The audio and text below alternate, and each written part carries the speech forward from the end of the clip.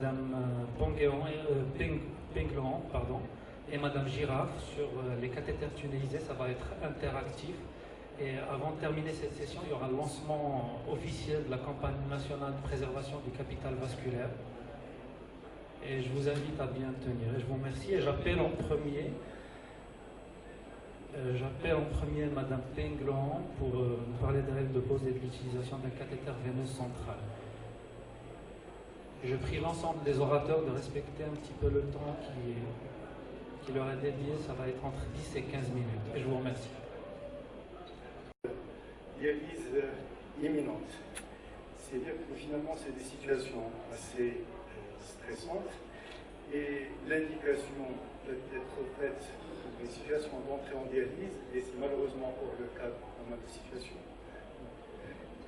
ou à l'occasion de la perte d'un abord massif, ou à l'occasion du dysfonctionnement d'un cathéter. Donc là, soit pour une thrombose du cathéter ou de la veine, ou pour des considérations septiques d'infection du cathéter. Alors, pose de cathéter, ça ne veut pas dire que vraiment le réseau veineux central est indemne, même chez des patients qui n'ont jamais eu de cathéter ou de dispositif au niveau veineux central. Et on voit sur cette étude que dans 2,6% des cas, chez les patients qui n'ont jamais eu d'insertion de dispositif au niveau veineux central, on peut trouver des problèmes de thrombose veineuse profonde. Et ça se voit chez 7% des patients qui ont eu un dispositif, soit un pacemaker, soit un cathéter, soit une chambre implantable dans les antécédents. Et dans notre expérience, à peu près 8 à 10% des patients chez qui on pose un cathéter, ils ont des problèmes veineux centraux. Alors pour l'infection, est-ce qu'un cathéter infecté, donc un sepsis sur cathéter, est-ce qu'on peut se permettre de replacer un autre cathéter sur guide? C'est une question qui est d'autant plus pertinente que le capital vasculaire chez ce type de patient est consommé et où le retrait de ce cathéter peut nous mettre dans des situations d'impossibilité de pose d'un autre cathéter. C'est-à-dire l'importance d'une analyse précise du cas. Et il y a des études qui ont montré que finalement, s'il n'y a pas de sepsis grave, s'il n'y a pas de tunnélite, on peut se permettre de changer de cathéter sur guide, même en cas d'infection de cathéter.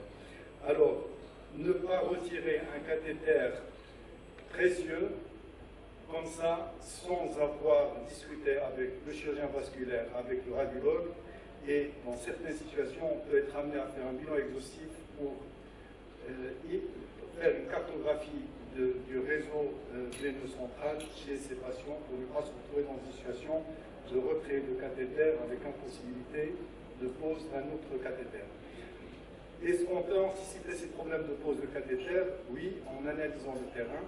Un patient qui a déjà un épuisement du capital vasculaire, plusieurs abords vasculaires, qui a eu des antécédents de cathéter, qui a eu un pacemaker, une chambre implantable, ou sur des données cliniques, en particulier un œdème du membre actuel ou dans les antécédents, ou d'œdème du visage, de circulation veineuse collatérale. Chez ces patients, il faut faire très attention et s'attendre à des problèmes. Et chez ce type de patient, chez qui on suspecte la difficulté de pose du cathéter ou le risque d'une sténose des veines centrales, il faut vraiment faire ça dans un environnement particulier. Il faut avoir à sa disposition un échographe, un amplificateur de béance avec une option en si c'est possible, une matériel de cathétérisme endovasculaire et d'angioplastie, et puis avoir la possibilité d'accéder à plusieurs types de cathéters.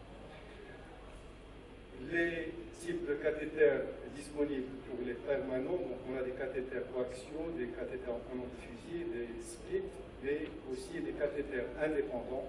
Et quand il y a une suspicion de sténose, personnellement, je privilégie les coaxiaux ou les indépendants quand on a un risque de ne pas pouvoir passer par une seule voie d'abord. Et on a actuellement dans le commerce des cathéters séparés avec des systèmes de fixation interne qui permettent d'avoir même des cathéters posés dans deux sites différents et sans problème.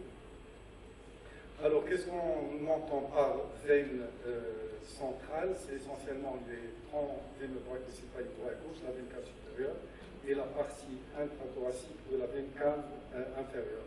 On peut avoir le même problème de pose quand on étudie justement cette possibilité de pose au niveau des membres, enfin, au niveau du cou. On peut avoir les mêmes problèmes au niveau des membres inférieurs, et je en dirai un petit mot à la fin de cet exposé. Sur le plan anatomique, bon, c'est ça le réseau veineux central, thoracique, et on voit qu'il y a des veines que je viens de décrire, mais aussi tout un tas de collatérales qui sont afférentes en situation normale, qui peuvent devenir efférentes et très développées en situation de séance de thrombose en aval, et qui peuvent justement communiquer avec le réseau profond à un niveau ou à un autre du système veineux. Il y a eu une description et une classification qui a été présentée lors du congrès de 2016 d'Ajaccio de la SFAB, qui classait les lésions des veines centrales. C'est une classification qui est, à mon sens, est intéressante, mais pour arriver justement à établir une cartographie de ces patients, il faut tout un bilan préopératoire, et il va sans dire que finalement, quand on connaît très bien la situation, on peut adapter la voie d'abord et adapter la technique de pose à la situation. Il est clair que finalement, dans des cas comme ça, comme le type 3 ou le type 4, là on s'attend à des difficultés, voire des impossibilités de pose par voie cervicale. Alors, l'intérêt de l'échographie, c'est de pouvoir repérer des veines qui communiqueraient avec l'oreille droite et qui ne soient pas les axes principaux habituellement utilisés. Ça peut être une grosse collatérale, comme ça peut être le tronc veineux brachiocéphalique droit, comme c'est vu sur ce schéma. Et ça suppose une bonne pratique de l'échographie et des fonctions sous écho et guidage. Alors, quel est l'objectif? C'est d'amener justement les bouts du cathéter au niveau de l'oreille droite ou d'une veine centrale de gros calibre, et la continuité vasculaire n'est pas obligatoire. Un peu comme j'ai dit tout à l'heure, passer par une collatérale, l'objectif étant d'atteindre une veine centrale ou d'atteindre l'oreille droite. Il faut toujours vérifier le positionnement de l'extrémité du cathéter avant le pelage de la gaine d'introduction, monter le cathé sur un glycif et non engagé même dans la veine cave pour avoir un bon flush en cas de résistance, réaliser une angiographie en cas de doute et recanaliser et dilater si c'est nécessaire quand justement on met en évidence une lésion qui empêcherait la progression du cathéter. Alors, l'échographie, c'est important. Quand chez ce patient, on avait une veine jugulaire droite qui était très abîmée et où l'écho nous a amené à fonctionner du côté gauche, mais le fait d'avoir une veine jugulaire aussi belle ne veut pas dire que vraiment il y a une continuité entre la veine jugulaire et l'oreille droite, comme on va le voir chez certains cas. Et des fois, l'intérêt de la scopie, c'est que finalement, des fois, le guide remonte dans la veine jugulaire contralatérale, et si on n'a pas justement ce contrôle scopique par procédure, on peut se retrouver avec des cathés posés un petit peu partout et inefficaces. Donc, la scopie permet de redresser et de retirer. Chez cette patiente qui avait une fistule, le dernier abord au niveau du membre du bras droit avait été dilaté, il avait une sténose qui évoluait vers les occlusions du tronc veineux brachiocéphalique droit et de la veine cave supérieure qui avait été dilatée à 4 ou 5 reprises, ce qui avait permis de maintenir cet abord perméable pendant 4 ans. Mais malheureusement, lors de la dernière tentative, on n'était pas arrivé à ouvrir cette veine. Il y avait même une altération de la veine au niveau de l'avant-bras qui avait entraîné la perte de cet abord, et on était passé par le côté gauche. Et là aussi, on s'était heurté à une sténose de la terminaison du tronc veineux brachiocéphalique gauche qu'on avait dilaté pour poser le cathéter. Chez ce patient, et comme le montre cette circulation collatérale, on avait une occlusion du tronc veineux brachiocéphalique droit qu'on avait dilaté, ce qui nous a permis de poser un cathéter tunnelisé à droite.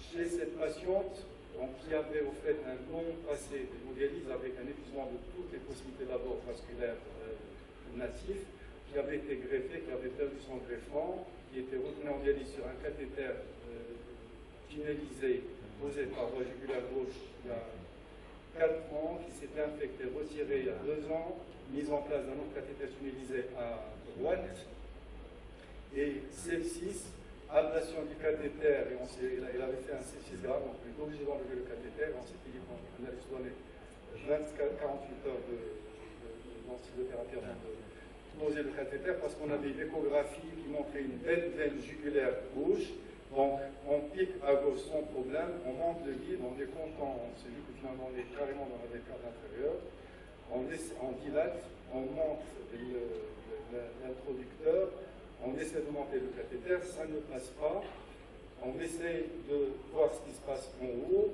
et voilà, à notre grande surprise, au fait, on avait une mauvaise orientation de l'amplificateur, au fait, ce qu'on prenait pour être le côté gauche, était le côté gauche était à droite, donc c'était une inversion d'image. On réarrange les choses et on fait une opération, c'était en salle opératoire où il n'y avait qu'un amplificateur sans option vasculaire, un amplificateur de traumatoire avec un petit champ opératoire. Donc on voit que finalement on s'était engagé dans une veine collatérale, c'est une veine thoracique interne. Donc retrait du cathéter sans dégâts. On avait posé un cathéter tumoral en attendant justement de voir ce qu'on peut faire à gauche parce qu'il y avait à droite, parce que à l'écho-doppler, il y avait une thrombus hétérogène au niveau de la veine jugulaire interne, parce que on a enlevé le cathéter infecté. Alors, quand on épuise toutes les possibilités d'insertion au niveau cervical, on peut se rabattre sur les membres inférieurs, sur la veine cave intérieure. Là aussi, on fait appel aux techniques de covidage, angiographie classique. Nous avons essayé dans certaines situations, dans deux cas, une mise en place de cathéter par voie transcendaire. On est arrivé une fois à le faire par écovidage, et dans un autre cas, on est obligé d'aborder le confluent veineux iliocave et l'insertion chirurgicale du cathéter, et c'était vraiment dans une situation de détresse, parce que c'était la dernière possibilité d'y aller chez ces patients. Bien sûr, en certains cas, on ne peut pratiquement pas poser de voie centrale, le cathéter de voie centrale, ensuite vers la dialyse péritonéale quand c'est possible. En conclusion, c'est des situations souvent stressantes qui mobilisent beaucoup de moyens qui ne sont pas toujours disponibles ni pris en charge et qui demandent des sacrifices, mais c'est des sacrifices qui sont compensés par les vies humaines sauvées. Je vous remercie. Merci M. Mesnaoui. On laisse les questions pour après. On enchaîne directement avec deuxième présentation sur les verrous utilisés pour les cathéters tunnelisés avec M. Baheli.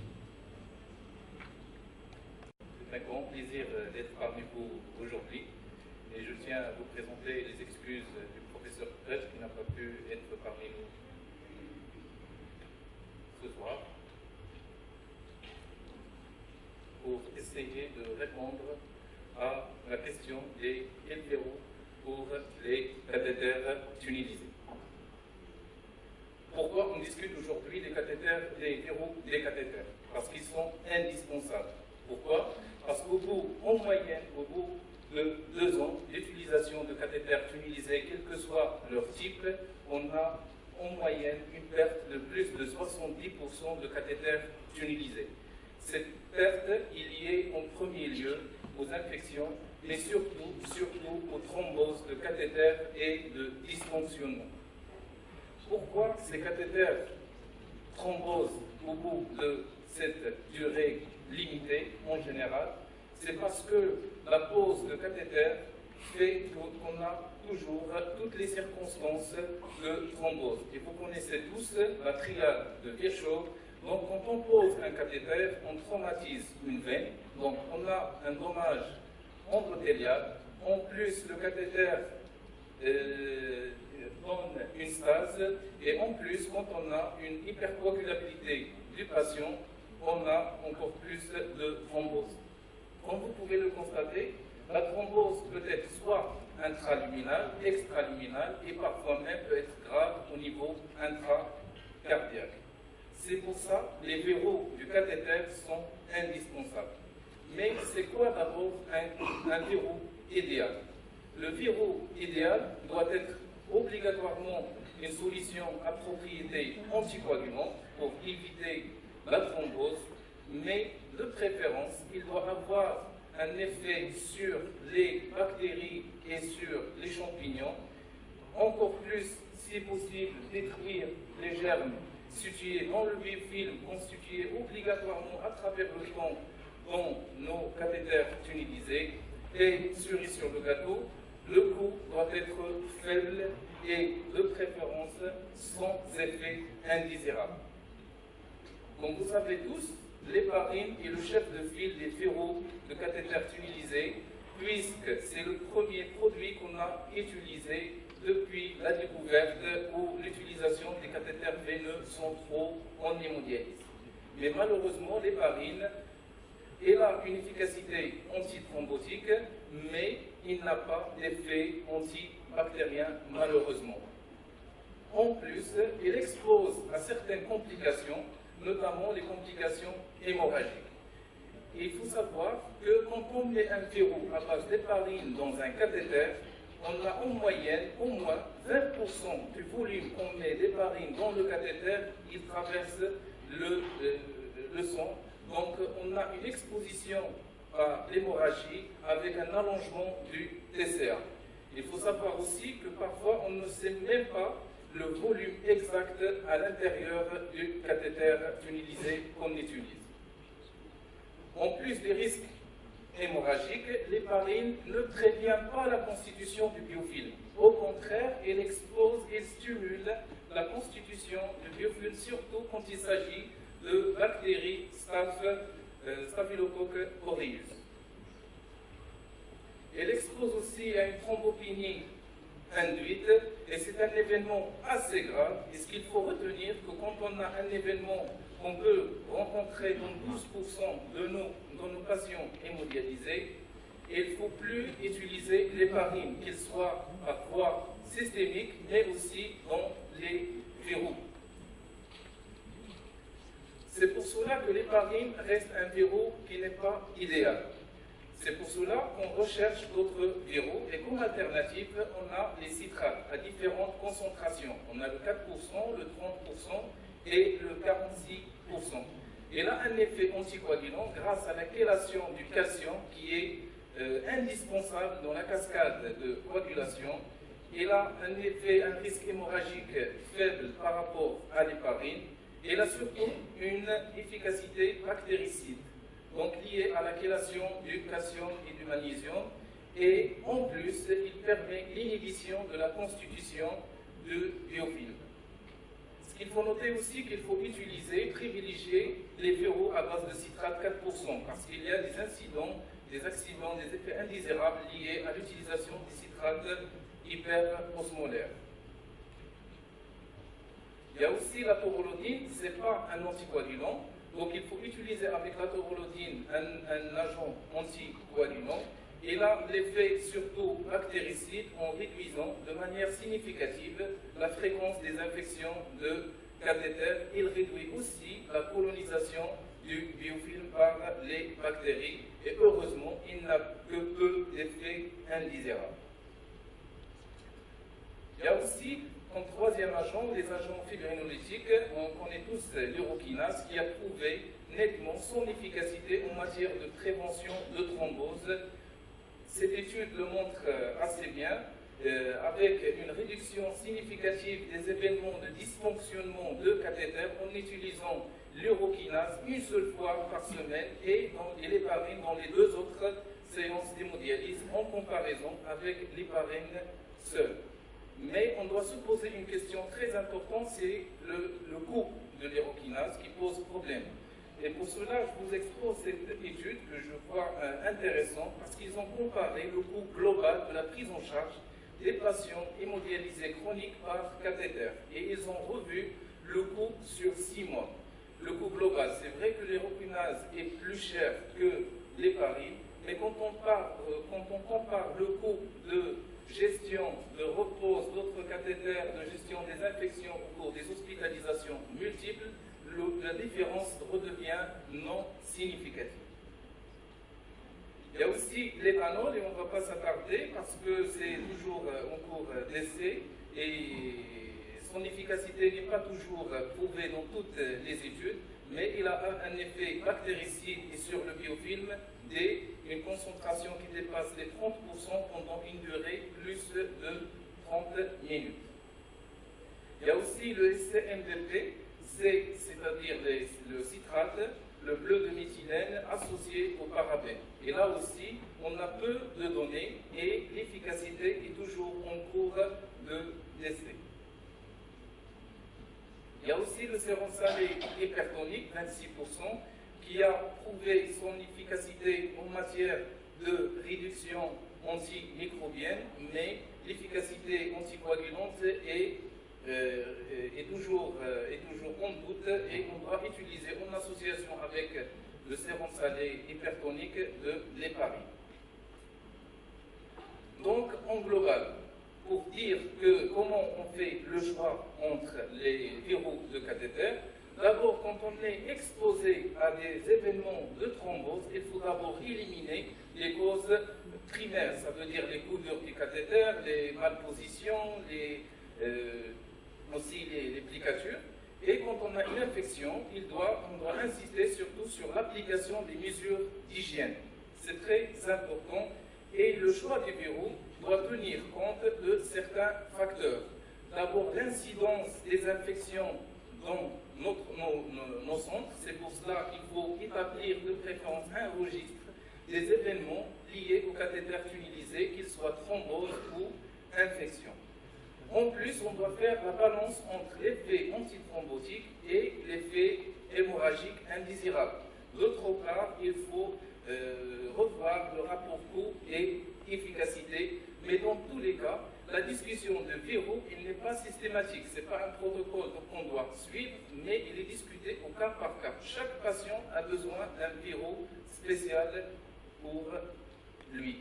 Donc, quel verrou choisir? Et on va essayer de partager deux types de verrous.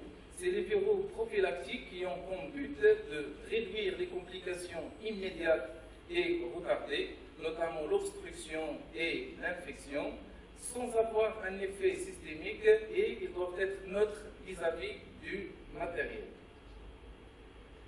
Dans ce cadre, pour prévenir la bactériémie liée au cathéter, ce qu'il faut retenir de cette diapositive, il y a trop de chiffres, mais ce qu'il faut retenir, c'est qu'il n'y a pas de différence significative entre l'héparine seule et le citrate en matière de prévention de bactériémie.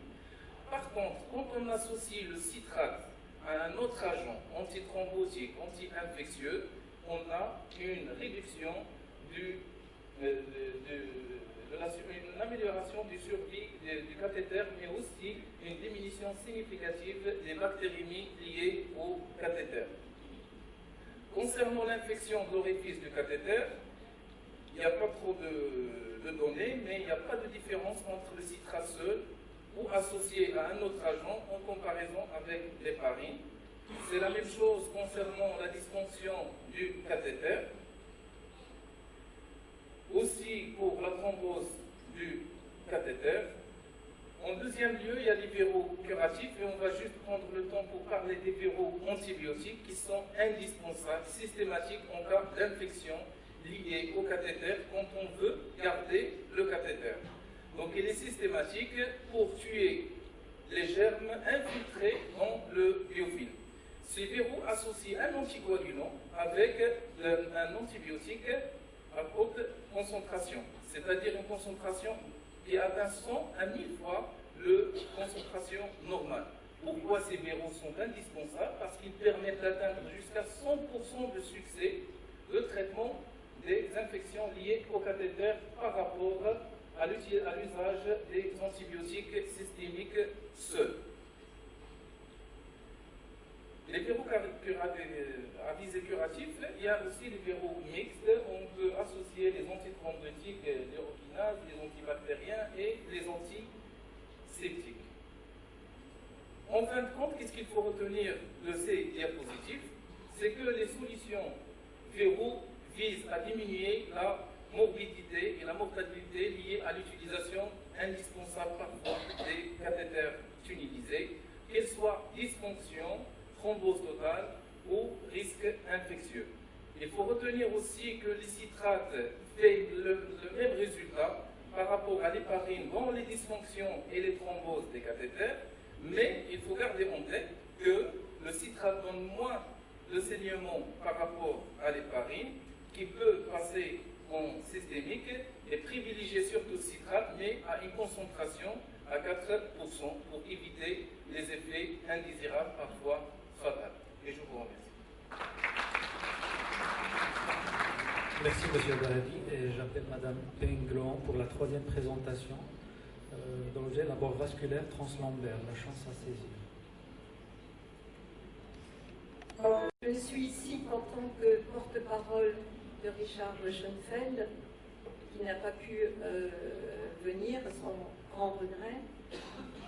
Et il a paru cependant intéressant au comité d'organisation de maintenir cette présentation, ne fût-ce que pour présenter une voie d'abord dont on n'a pas nécessairement ni l'habitude ni l'expérience, mais qui est susceptible d'être extrêmement utile dans les cas désespérés.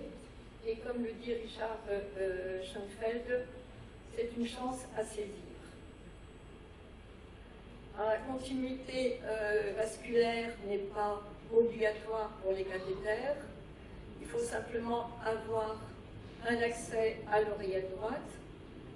Et pour bien fonctionner, l'extrémité du cathéter doit être dans l'oreillette droite ou, et c'est nettement moins bien, dans une veine centrale perméable. Il y a des défis quant à la pose du cathéter translombaire, il y a des pièges anatomiques, et bien sûr, comme dans toute pose de cathéter, il y a souvent des problèmes techniques de localisation, de mise en place, et ensuite éventuellement de fonctionnement. Le cathéter translombaire, la pose nécessite au préalable un scanner, avec donc des pièges qui peuvent être donc liés à la présence mais à la localisation donc, du rein droit, pour repérer l'artère, la veine rénale droite, pour repérer en cas de néphrectomie ou d'antécédent de néphrectomie, la fosse lombaire peut être remplie par l'intestin grêle, l'aorte peut être tortueuse. Et donc, en fait, pour poser un cathéter translombaire, la fenêtre d'accès est restreinte. Et il faut donc être extrêmement précis. Enfin, il y a un autre élément qui peut compliquer également la pose, c'est l'obésité. Alors, la mise en place est identique aux autres voies d'abord. Toujours un guidage par imagerie. Il faut un plateau technique important, normal d'ailleurs, scopie, échographie, la possibilité donc de faire un scanner, le matériel complet de pose du cathéter, set de ponction, les guides, les pilowés, les cathéters suffisamment longs. Il faut parfois qu'ils soient plus longs que les 40 cm précisés ici, et éventuellement du matériel d'embolisation. Le premier abord peut être un abord au pied droit. On monte sous écho et scopie un guide, et c'est ce guide qui va être ciblé. Le patient est en procubitus, on fonctionne donc la veine poquitée, le guide est avancé jusqu'à la vertèbre lombaire L2, L3. Ensuite, on fonctionne au-dessus de la crête iliaque et 10 cm à droite de la colonne vertébrale. On vise le guide à L3. Donc, on a mis des marqueurs donc, sur la peau. On sent quand on monte, donc, on sent une résistance donc, de la paroi de la veine cave inférieure et on doit normalement avoir donc, le retour de sang. Ensuite, on pose le cathéter comme on pose un cathéter normal. On monte le guide, on mesure la distance de la peau à l'oreillette droite à peu près et on prévoit 10 à 15 cm de tunnel sous-cutané.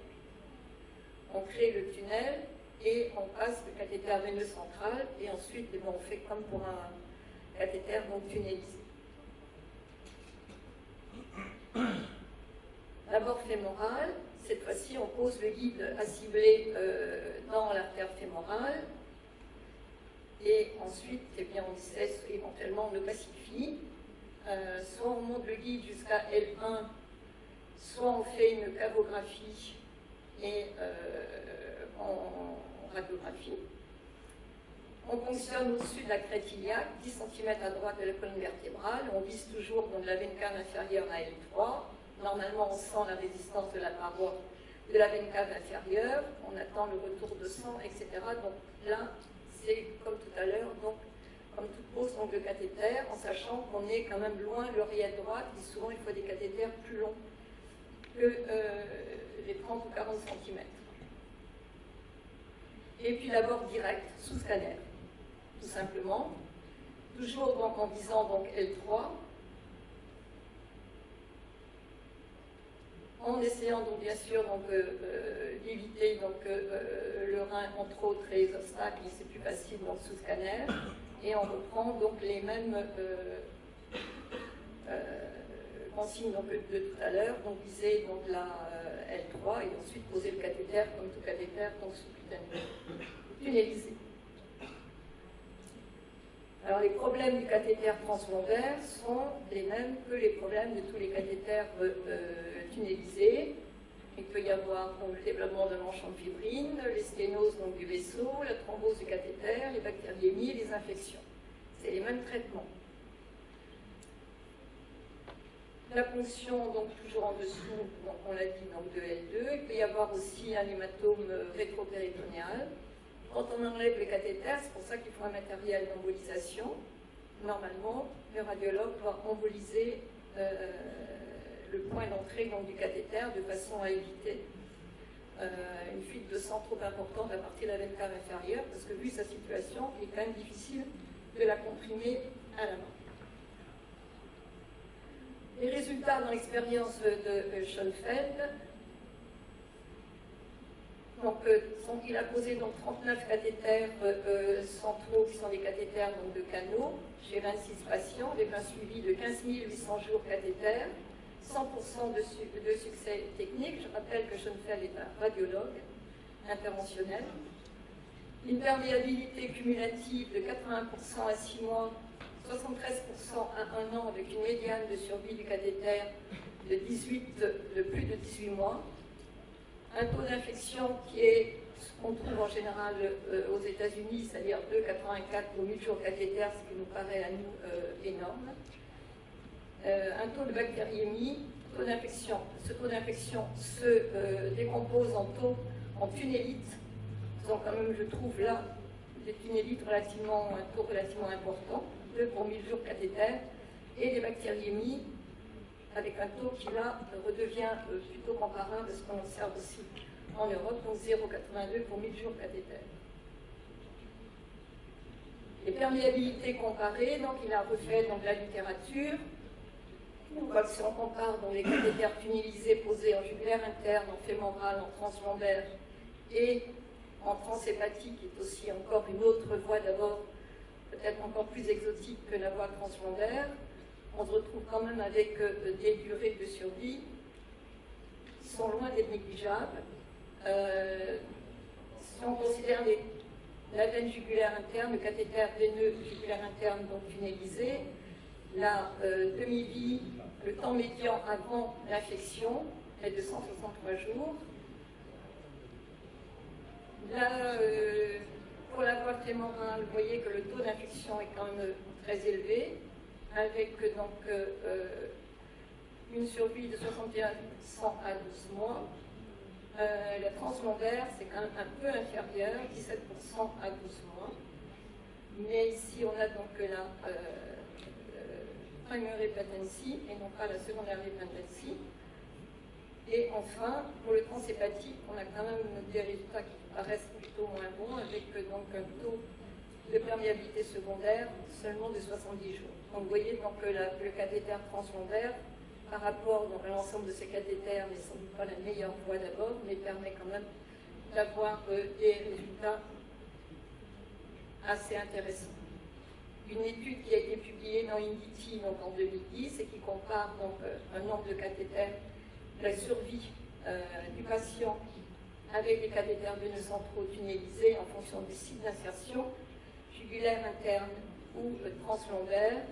Vous voyez qu'il y a quand même une très grande différence de nombre de patients, 435 patients pour les jugulaires internes contre 26 pour le translombaire, mais à 30 mois, la survie du patient, en tout cas à 2 ans, la survie du patient est tout à fait comparable. En conclusion, et c'est Richard Schoenfeld qui le dit, il faut toujours une imagerie préalable. Il faut un guidage. Vous avez vu qu'il faut même plusieurs types de guidage. Le plateau technique, le matériel. C'est un apport intéressant pour préserver les veines iliaques fémorales en vue donc de pontage fistule ultérieure, voire de transplantation rénale. Ça se discute. Ça peut être aussi un apport définitif en fin de parcours. Je vous remercie. Merci Madame Tenglan. Monsieur Bahali reprend le micro tout de suite pour nous parler des situations où il faut privilégier soit le cathéter tunnelisé ou bien l'apport vasculaire artério-veineux. On privilégie le cathéter tunnelisé par rapport à l'apport vasculaire.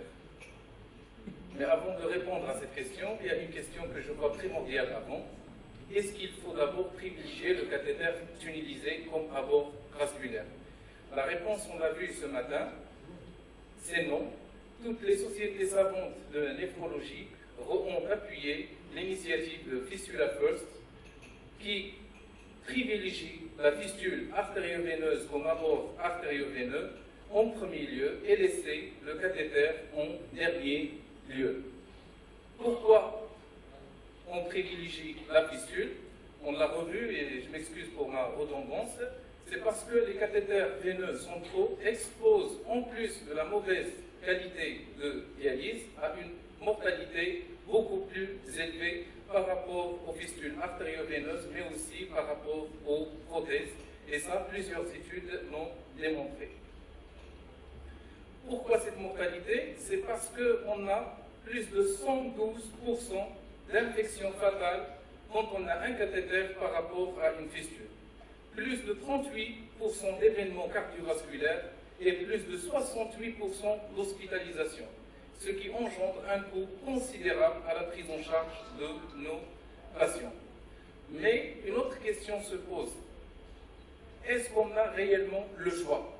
On n'a pas toujours ce choix parce que le Dr Myong l'a déjà montré dans cette diapositive. Le choix d'un apport vasculaire ne dépend pas tout seulement du choix du néphrologue, mais aussi de l'anatomie de notre patient, l'expérience du chirurgien, le plateau technique, les ressources économiques et aussi la préférence du patient. Et c'est là que le cathéter, malgré qu'il reste mal aimé, mais il y a quelques avantages. On peut l'utiliser immédiatement après pause, pendant plusieurs mois, voire plusieurs années. Il n'est pas douloureux, il n'y a pas de ponction.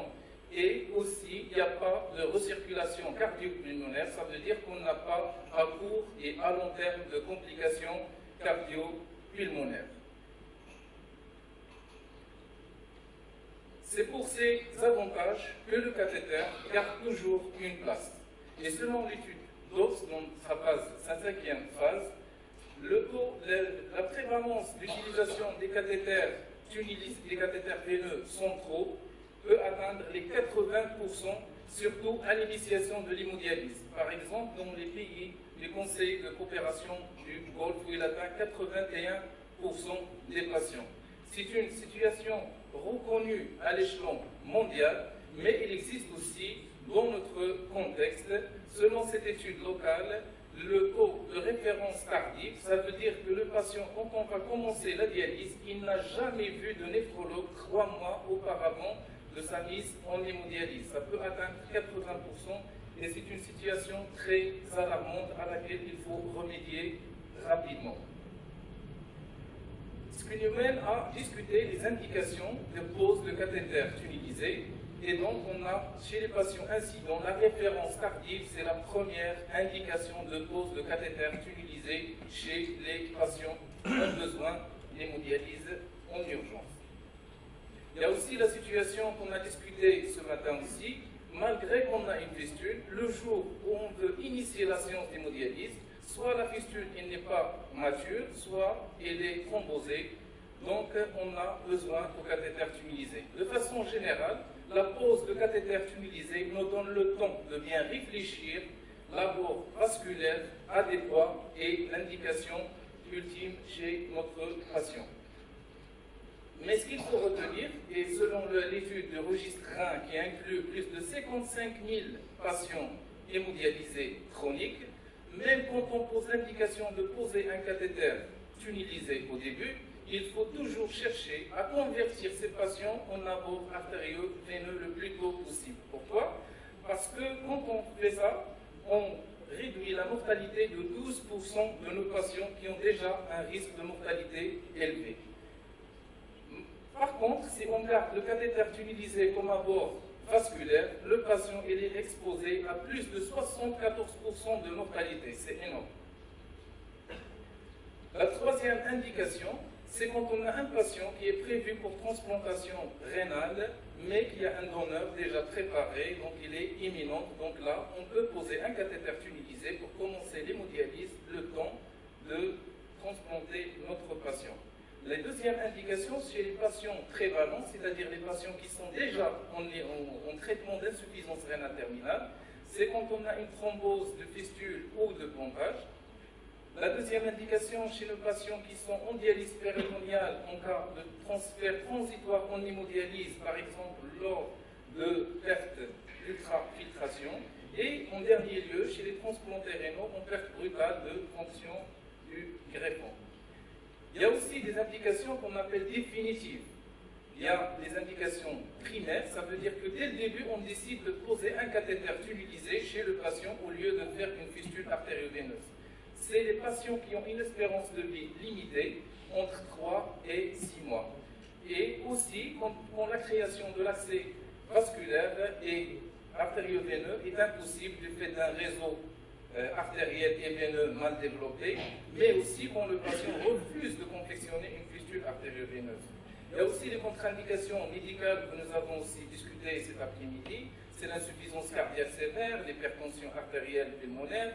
Quand on a une artériopathie distale symptomatique, notamment un syndrome de vol vasculaire, une cachexie sévère. Et il y a des indications qu'on appelle de sauvetage chez des patients très très âgés, en cas d'épuisement des sites anatomiques ou en cas d'insuffisance cardiaque décompensée suite à la confection d'une fistule en hyperdébit. Mais j'ai préféré de discuter 3 types d'indications qui sont un peu controversées. L'insuffisance rénale aiguë, le sujet âgé et lors des cas cognitifs dégradés. Au cours de l'insuffisance rénale aiguë, il faut savoir qu'il est préférable, quand l'hémodialyse dépasse une semaine, de passer à un cathéter tunnelisé. Pourquoi? Parce que ça évite les infections et aussi ça évite les complications mécaniques de 12,5 fois selon cette étude pilote. Il permet aussi d'éviter les interruptions au cours de la séance d'hémodialyse à cause de malfonction du cathéter simple et aussi il permet une amélioration du débit de pompe à son qui peut atteindre en moyenne 370 ml/min dans cette étude. La deuxième indication, c'est le sujet âgé. Et quand on a un patient âgé, c'est-à-dire plus de 65 ans, où on veut démarrer la dialyse de façon imprévisible, référer tardivement, et l'espérance de vie est limitée, là, l'indication ne se discute pas, c'est un cathéter tunnelisé, d'emblée, le temps de discuter autre chose. Par contre, quand le début est prévisible et l'espérance de vie est considérée comme étant normale, là, on doit évaluer le patient cliniquement, morphologiquement, comme on l'a vu abondamment cette matinée. Mais il y a des questions très simples chez le sujet âgé à poser. Est-ce que le patient peut-il être opéré de son bras? Est-ce qu'il peut étendre son bras au cours d'une séance d'hémodialyse parce qu'il a une ankylose? Bien évaluer sur le plan cardiaque, est-ce qu'il a une dysfonction cardiaque, une cardiopathie ischémique, s'il est porteur d'un pacemaker avec un risque de gros bras si on confectionne une fistule. Et dernièrement, il faut bien évaluer sur le plan neurologique. Si son état cognitif est bien ou bien il peut par exemple tirer les aiguilles d'une fistule et nous exposer à un accident hémorragique fatal. Et là précisément, il y a cette indication un peu spéciale, c'est le fait de poser un cathéter tunnelisé, mais le tunnel doit passer en postérieur, au dos. Comme ça, le patient ne peut pas tirer les lignes ou bien le cathéter. Et ça donne des résultats acceptables.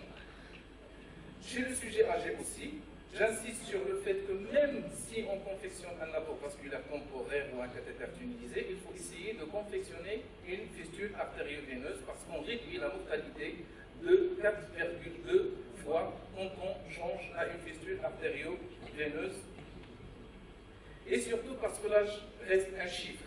Le patient âgé, on peut lui confectionner une fistule artério-veineuse au niveau de l'avant-bras, comme le montrent ces études récentes, où on a la prévalence de fistules au niveau de l'avant-bras, elle est identique à celle des patients jeunes ou bien âgés entre 55 ans et 65 ans.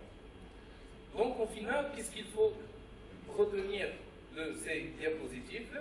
D'abord, il faut retenir qu'on doit toujours privilégier la fistule artério-veineuse en premier lieu et proposer le cathéter tunnelisé en cas d'insuffisance rénale aiguë qui dépasse la semaine en hémodialyse.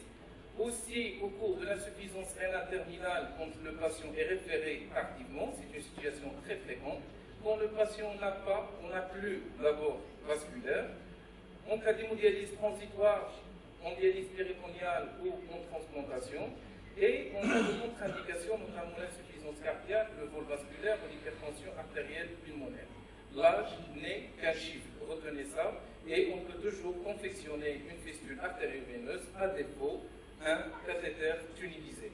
Mais dans tous les cas, il faut essayer toujours de changer le cathéter tunnelisé en fistule artério-veineuse dès que possible, surtout avant les 6 mois, et je vous remercie. Merci M. Bahedi. Et puis on passe à la dernière mini-lecture sur la stratégie thérapeutique des infections des cathéters veineux centraux par Dr Montasser. Je parlerai de la stratégie thérapeutique des infections des cathéters veineux centraux.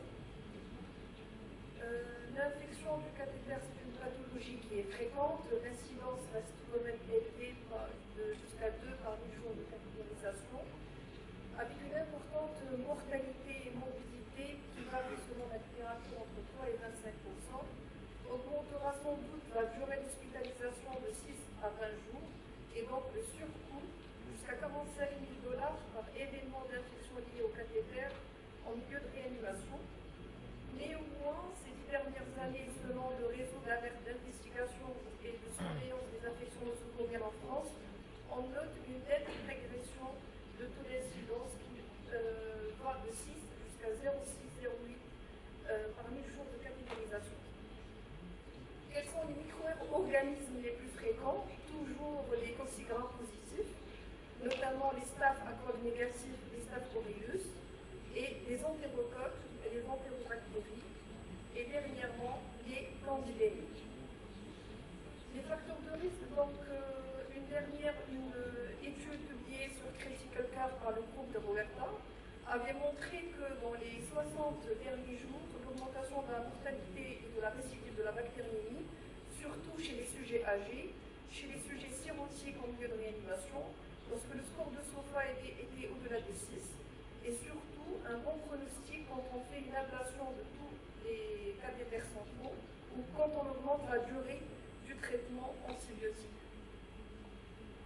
Quelle que soit la présentation clinique de l'infection liée au cathéter, la confirmation ne se fera qu'à l'aide de nos microbiologistes, soit par des hémocultures, et là, je dois noter que l'hémoculture doit être faite obligatoirement et systématiquement avant toute antibiothérapie.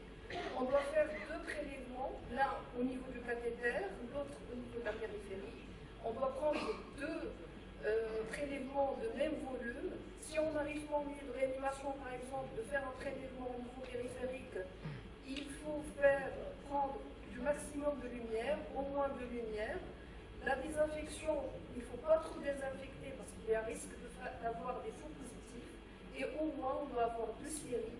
Il faut noter l'horaire, le cycle de tension et surtout pour les staph négatifs.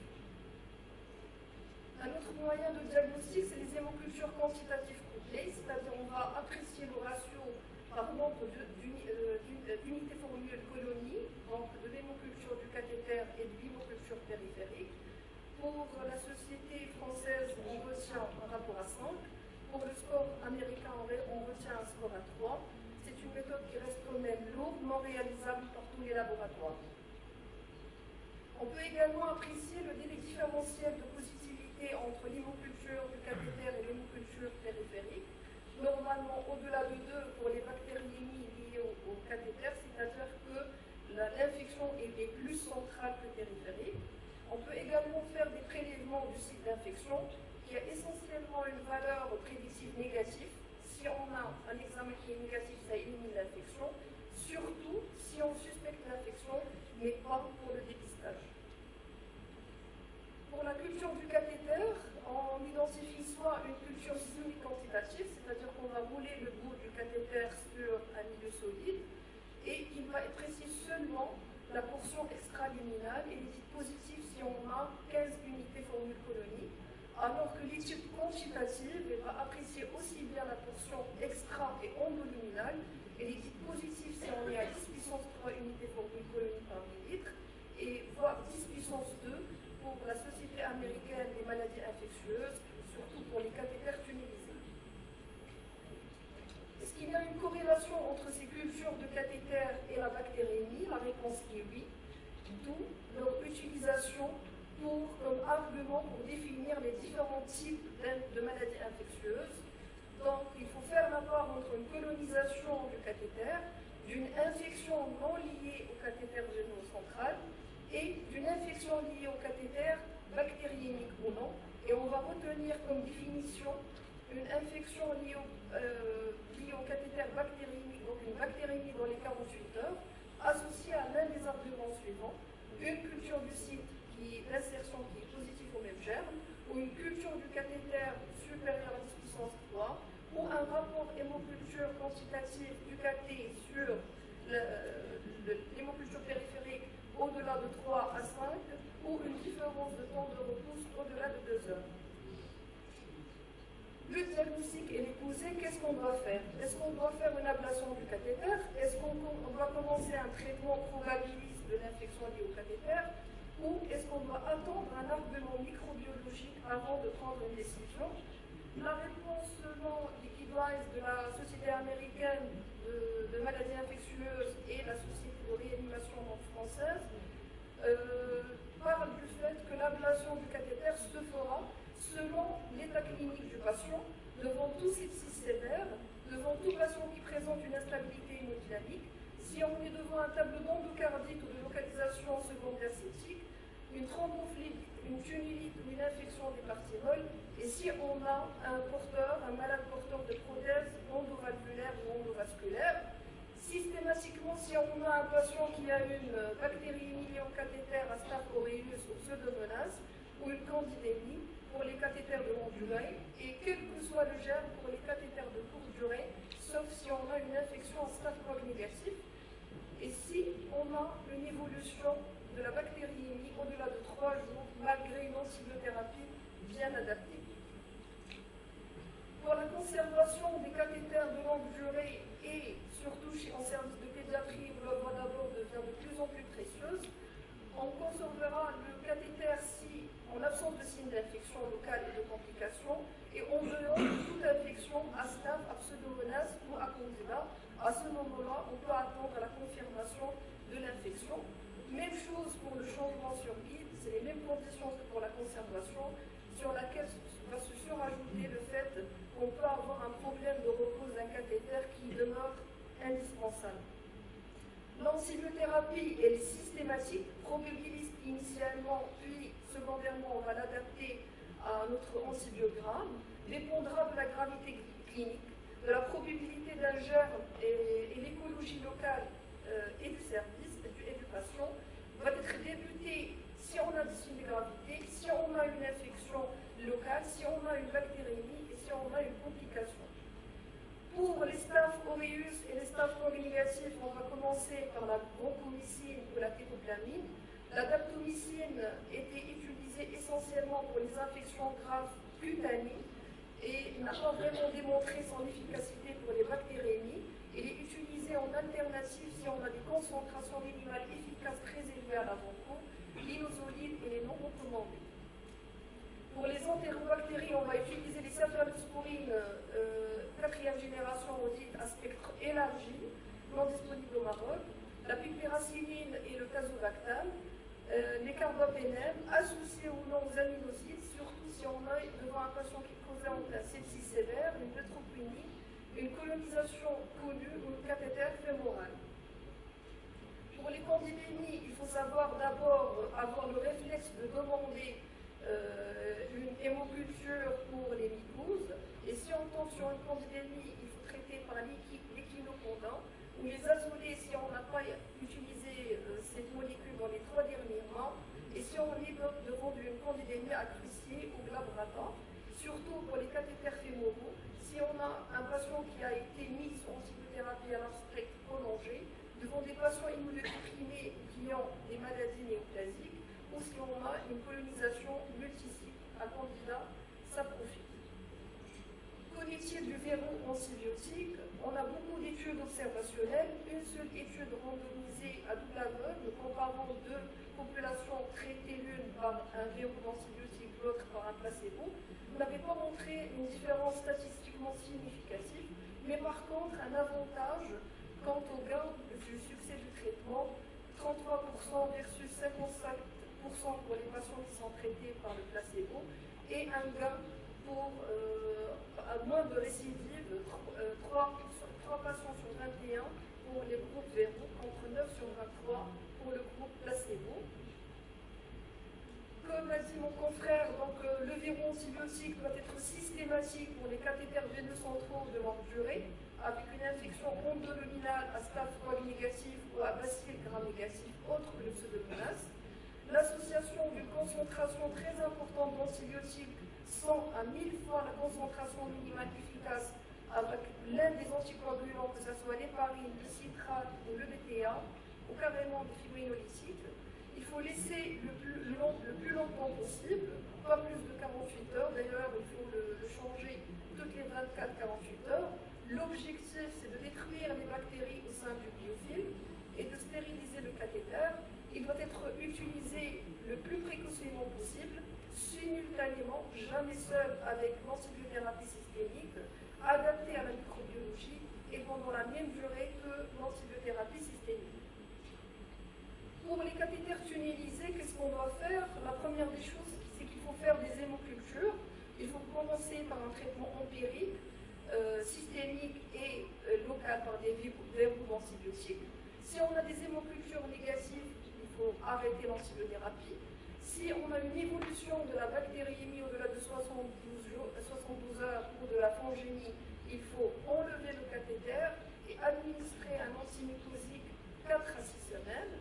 Si on a une infection qui régresse sous traitement antibiotique dans les 2-3 jours, pour le staff, il faut d'emblée enlever le cathéter et traiter pendant 3 semaines après une LTO et pas une ETT.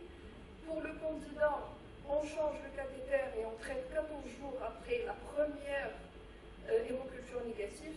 Et pour le reste des germes, on a le choix. Soit on continue par un traitement antibiotique systémique et local par des verrous pendant 10 à 14 jours, ou on change de lit. Pour les traitements locaux, c'est facile. Si on a un orifice purulent, si on a une tunnelite, si on a un abcès, il faut retirer le cathéter. On peut avoir besoin de mettre à plat chirurgicalement si nécessaire, et il faut instaurer une antibiothérapie générale pendant 7 à 10 jours. Pour la prévention lors de l'insertion du cathéter, elle consiste essentiellement sur d'avoir une équipe qui est appropriée, éduquée, entraînée, évaluée de façon régulière, d'utiliser le maximum de barrières stériles depuis la tête jusqu'à l'orteil et d'avoir utilisé une approche bundle, c'est-à-dire le maximum de mesures préventives pour améliorer le pronostic de la maladie infectieuse sur cathéter. Faut-il utiliser une antibioprophylaxie? La réponse est non, sauf si on fait une approche blended, c'est-à-dire le maximum de mesures préventives, et on n'arrive pas à avoir une baisse de l'incidence de bactéries, et donc en ce cas, on peut utiliser des cathéters imprégnés ou des verrous d'antibiotiques préventifs. En pratique, pour nos équipes, La prévention fait l'affaire si elle est bien respectée. Il faut savoir apprécier l'incidence des infections liées au cathéter dans nos services de façon régulière. Il faut savoir identifier le type d'infection liée au cathéter. Ce n'est pas toujours une bactériémie liée au cathéter. Ça peut s'agir d'une infection liée au cathéter non bactériémique ou une colonisation. Il faut codifier le manuel approche, c'est-à-dire l'ensemble de mesures choisies selon l'équipe et selon l'institution, qui permettra une prise en charge adéquate. Il permettra d'éviter un retrait du cathéter qui est fait à tort dans les 3/4 des cas ou l'évolution vers des tableaux cliniques plus compliqués. Merci. Merci Madame Montassier, je m'excuse pour tout à l'heure. Avant de passer à la session interactive des ateliers, s'il y a des questions concernant cette magnifique lecture, je commence par... Monter sur un catéporteur ou pas? Ça c'est la première question. Et deuxième question, quand on fait une recanalisation dans des cas pareils, est-ce que vous utilisez des stents couverts ou des stents nus? Alors, comme réponse à la dernière question, on utilise rarement des stents. C'est souvent des dilatations sans stent. Et le stent est utilisé qu'à la deuxième, voire la troisième récidive. Alors, je n'ai pas bien compris la première question, mais généralement, on tente, il y a le cathéguide et le guide, généralement c'est des guides hydrophiles. Et quand on n'arrive pas à passer par en haut, on essaie de passer par en bas, donc on fait le rendez-vous des guides, quand on arrive à le faire.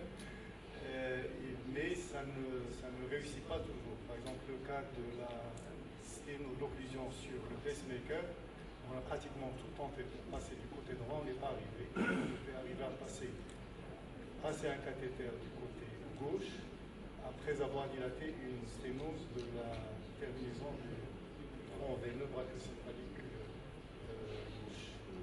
Donc les stents, pour nous, c'est vraiment exceptionnel. On utilise dans la troisième, quatrième ou récidive. Et c'est des stents nus. Souvent, c'est des stents. Stents nus. Non, dans des cas pareils, généralement, lorsqu'on dilate, il y a toujours des recoils. Sachant avec le passé des patients, etc.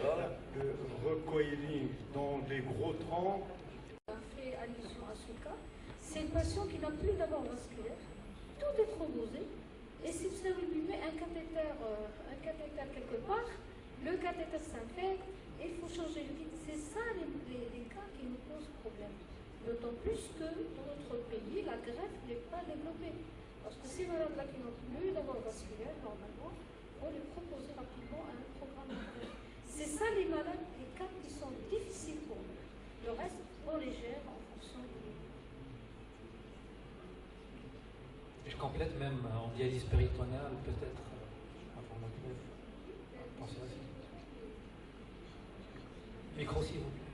Pour ce qu'a dit Mme Bahia, c'est vrai. D'ailleurs, on a eu un cours de considération d'infection, avait été enlevé dans un centre. Et on n'était plus arrivé à voir d'abord. Donc on était vraiment dans une situation très très difficile. Donc c'est vrai que finalement, les cathéters précieux, il faut une concertation du néphrologue, du chirurgien, du radiologue, avant d'y toucher, même infecté. Il faut vraiment... Nous sommes tous confrontés au problème du cathéter, du dernier cathéter ou du cathéter qu'on ne veut surtout pas retirer, ou du cathéter qu'on est obligé ou qu'on a retiré par inadvertance, ce qui arrive aussi, le cathéter qui s'en va tout seul, et on se heurte au problème de l'impossibilité ou la difficulté extrême de le reposer. Donc nous avons mis en place un protocole, il y a déjà maintenant, je pense, une vingtaine d'années à Tours, pour prédire l'infection du cathéter en faisant des hémocultures du contenu du cathéter tous les mois, en même temps donc que les bilans sanguins. Et lorsque ces cultures reviennent positives, on traite le cathéter et le patient. Et avec ce type d'approche et de stratégie, nous avons un taux de survie du cathéter de 66% à 5 ans. Et donc c'est clair que ça change complètement même les stratégies d'orientation des abords vasculaires vis-à-vis des patients quand on a une meilleure maîtrise des cathéters.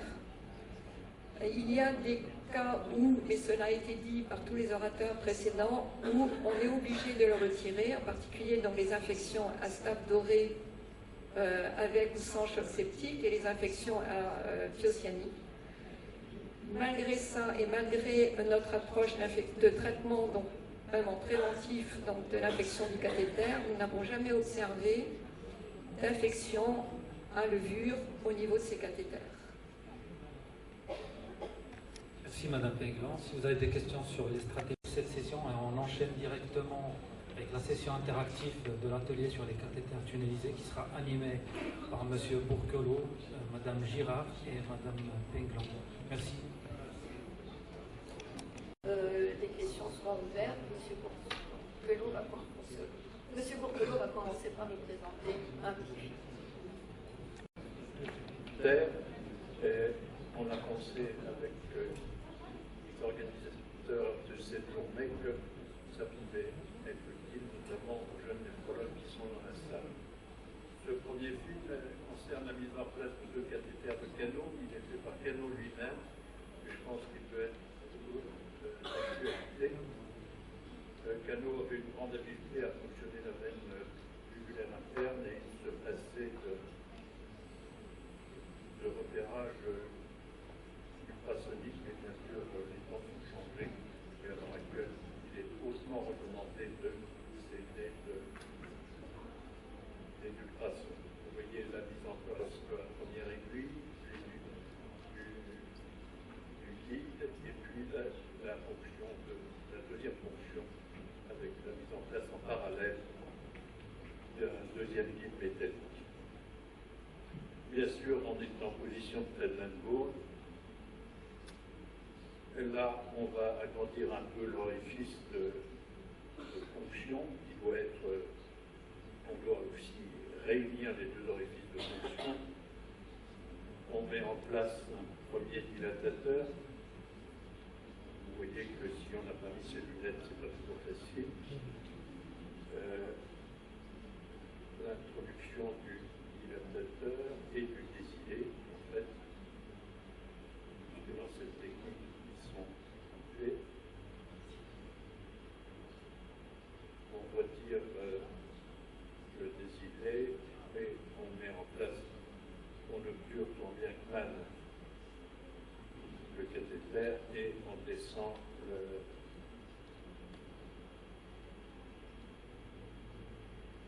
le premier cathéter de Cano sans garder, la plupart du temps sans garder le cathéter, bien sûr, doit être planté immédiatement pour éviter une embolie gazeuse. Vous allez voir rapidement la mise en place du deuxième cathéter. Il y a dans cette technique un point qui est très important, c'est le haubanage subcutané qui avait été mis au point par Cano et qui malheureusement s'est souvent perdu et beaucoup de ces cathéters sont fixés par des points cutanés. Vous savez que ces points cutanés vont couper, vont se nécroser et vont être une source d'infection du tunnel. Vous voyez qu'en même temps que le cathéter, on tunnelise un fil de prolène qui servira à ce haubanage subcutané. On en met un également sur le deuxième cathéter.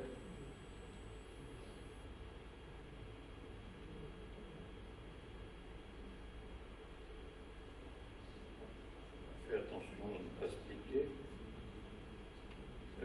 On ressort, on se prépare à tunneliser le deuxième fil de prolène.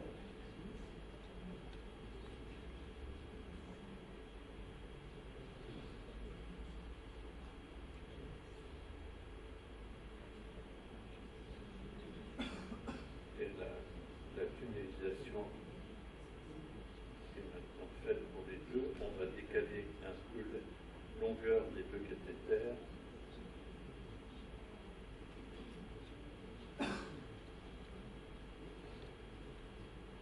Bien sûr, comme dans toute mise en place, dans toute vidéo, il y a des temps morts.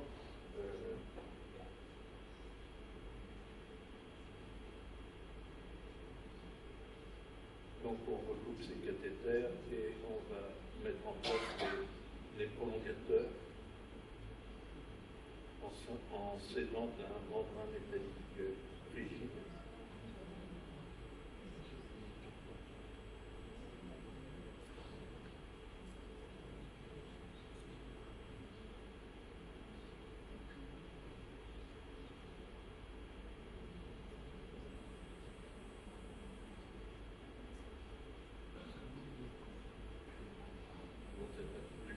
Est faite en force et à ce moment-là on va lier l'extrémité du pollen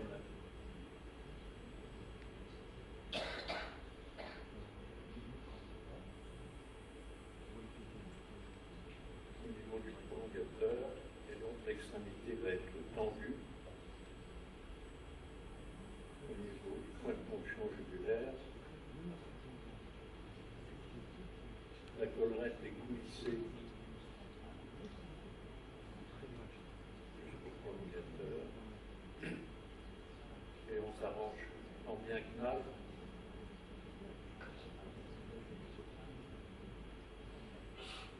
à repousser, à réintroduire sur quelques centimètres ces deux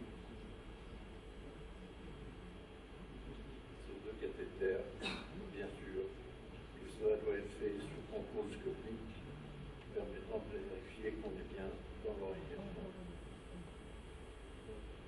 Alors Cano utilise volontiers la remise en place du membrane métallique pour éviter de provoquer une coulure, pour en quelque sorte armer de cathéter le temps de l'ajustement de sa position.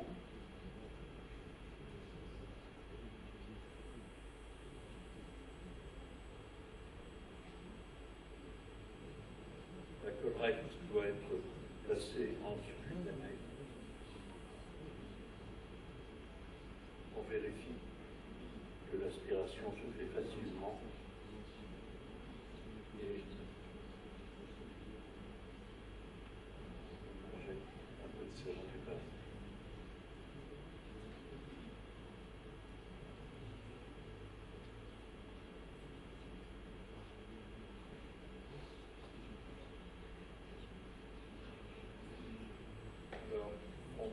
On vérifie à l'œil, ça ressort assez mal sur cette vidéo. Il n'y a pas de coulure à la partie haute de la tunnelisation et on noue les deux fils de pollen l'un sur l'autre. C'est ce qui réalise ce dopannage sous-cutané qui va permettre d'éviter d'avoir à fixer le cathéter comme cela est nécessaire autrement. Donc ça c'est la mise en place de deux cathéters de Cano et puis je vous montre pendant 2 minutes la notion terminale de la mise en place d'un perme 4.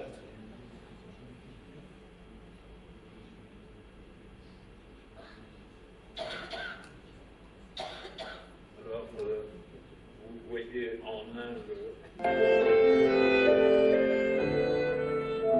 la musique est assez belle. Bien sûr, vous avez compris que c'était de la clarinette, on en met un peu, si vous voulez. Là, on est en train de faire la tunnelisation rétrograde, qui va permettre d'introduire le cathéter très facilement. Le cathéter à double lumière et bien sûr collerette de Dacron, qui a une grosse importance pour la fixation. Et maintenant, je reporte le point de fonction de la jugulaire qui a été fait préalablement à ces images. On dilate une fois, on dilate une deuxième fois avec un dilatateur plus gros. Et puis on introduit le troisième dilatateur qui est un système de Piloré.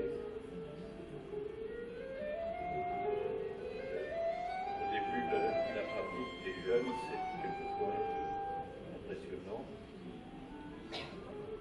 Et vous voyez ici l'introduction du cathéter.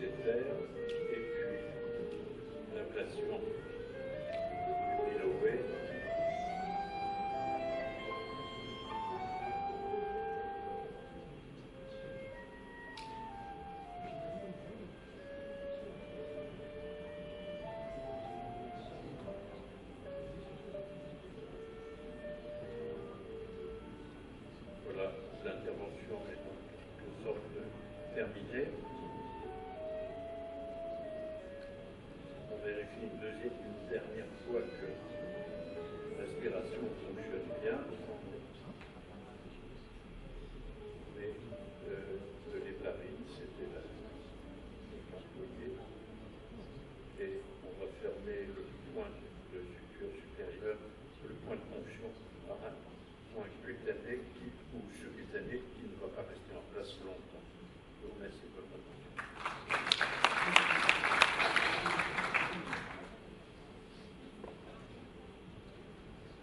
Je propose donc, avant de lancer la discussion, que soit présenté donc, le point de vue de l'infirmière devant le risque infectieux et les soins apportés par elle pour essayer de l'éviter. C'est un petit peu plus destiné aux soins infirmiers. Et je vais terminer par la gestion du risque infectieux, puisque tout au long de la journée, effectivement, on a vu sur les cathéters le risque le plus grave et le plus courant, c'est le risque infectieux. Je vais très vite. Donc les complications les plus graves sont les complications asymptomatiques du cathé, on les a vues, les orifices, infections d'orifices ou du trajet, les bactériémies, les septicémies, les thromboses infectées, la fièvre. L'infection la plus grave étant l'endocardiite, les chocs septiques et le décès. Les infections elles peuvent être locales, générales, responsables d'une importante mortalité. Ça a été développé tout au long de la journée, je vais passer. Et le rôle fondamental de l'infirmière, il est dans l'observation clinique, effectivement, à chaque fois qu'elle ouvre le pansement de cathé, l'hygiène du patient qui est important. Donc ça, c'est aussi tout ce qui concerne l'éducation thérapeutique à faire au patient chez lui. L'asepsie, lors des soins, plus, on verra qu'effectivement, la prise en charge de pansement de cathé est très importante et ça nécessite une formation au niveau du travail de soins infirmiers. Respecter les protocoles qui ont été établis, et puis en même temps, s'il y a une suspicion ou un éboulement au point d'émergence, faire un prélèvement d'orifice par écho-visuel. Si fièvre, hémoculture, culture du caillot, ça aussi on a vu ça cet après-midi, et quelquefois des pistages nasales, pistages oreilleux. Et bien entendu, alerter le médecin. Alors les risques, on les a vus, je ne vais pas revenir dessus puisque ça a été développé par les néphrologues cet après-midi. La prévention, les cathéters temporaires et ou définitifs, en fait, nécessitent effectivement la pose en milieu chirurgical. En même temps, ce qui concerne le branchement, en fait, nous, on a des recommandations de bonne pratique en France qui ont été élaborées en 2005 et qui nécessitent en fait la prise en charge du pansement de cathé, branchement sur cathé par 2 infirmières. Donc en fait, avec le respect des mesures d'hygiène. Donc l'asepsie, elle est faite en 4 temps, avec la méthode de l'escargot, donc du point d'émergence tout autour sur l'extérieur, ne jamais revenir effectivement à l'intérieur. L'observation de l'état cutané, donc ça aussi très important, signaler s'il y a des difficultés à la connexion, et puis si le matériel est défectueux, signaler à la matériaux-vigilance. Donc ça aussi, ça peut arriver, que le matériel soit défectueux, auquel cas, on le signale.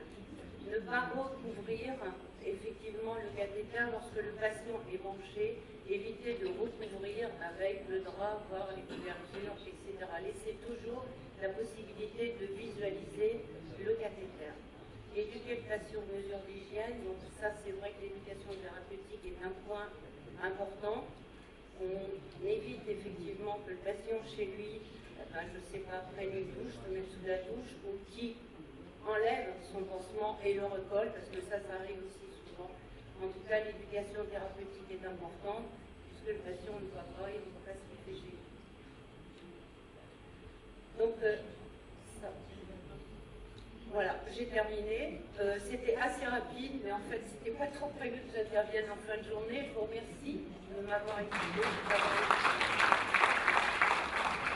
En tout cas, l'atelier infirmière demain que je vais avoir l'honneur de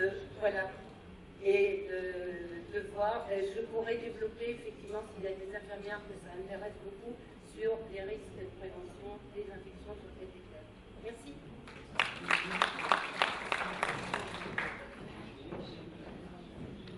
Alors on va donc s'adresser à l'assistance. Avez-vous des questions à poser sur la pose des cathéters, monsieur des cathéters et sur toute autre question que vous lui ai posée. Personnellement, les problèmes que j'ai, c'est souvent des coups durs au niveau des points d'introduction, en fonction de la veine jugulaire. Et généralement, j'ouvre assez large la peau à ce niveau-là, avant même de tunneliser. Comme ça, j'ai une vue sur la coudure du cathéter. Une petite astuce pour la fixation. Donc, il y a effectivement des nœuds prolènes. Et j'utilise un petit bout de cathéter que j'utilise comme un pied-jet, donc qui renforce un peu les adhérences des nœuds au tissu et qui permet à mon sens, qui permet de mieux fixer les cathéters et donc d'éviter justement la migration et la colonisation à travers les fils qui sont mis à nu quand le cathéter sort un petit peu de la peau. Troisième question, justement pour ces cathéters de canon, on a toujours un problème d'évaluer le volume d'héparine à mettre. Parce qu'on ne sait pas exactement où on coupe, c'est pas gradué. Et donc comparativement à d'autres types de cathéters, je ne sais pas si vous en avez l'expérience, ce que vous en pensez, qui d'une part ont des olives, des systèmes de fixation interne, donc on n'a pas besoin de faire cet oranage interne au problème. Et deuxièmement, c'est gradué, donc on sait où on coupe et on sait quel volume injecter au niveau où on coupe. Je ne sais pas ce que vous en pensez, ça c'est pour les... Et puis le contrôle scopique per procédure, l'éco-guidage, bon, c'est des choses qui aident énormément. Je ne sais pas ce que vous en pensez. Merci. Bon, merci de vos commentaires.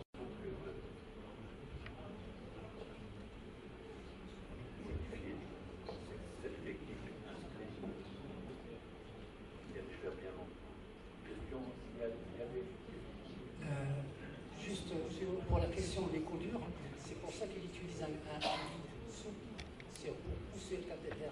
Ça évite d'avoir, c'est ce que je fais moi tout le temps. Je mets le guide souple et je pousse le cathéter et ça permet d'éviter d'avoir des coudures. Malgré ça, bon, quand vous faites des contrôles radioscopiques, il y a souvent des picatures et c'est souvent la cause des dysfonctionnements de cathéter. Il faut absolument ouvrir, il faut vraiment, personnellement, ce qui me rend service, c'est de ne pas faire d'économie côté ouverture au niveau du point de fonctionnement. J'ai vraiment une vue claire de ce qui se passe et j'essaie de corriger. Oui, non, mais on peut pousser le cathéter.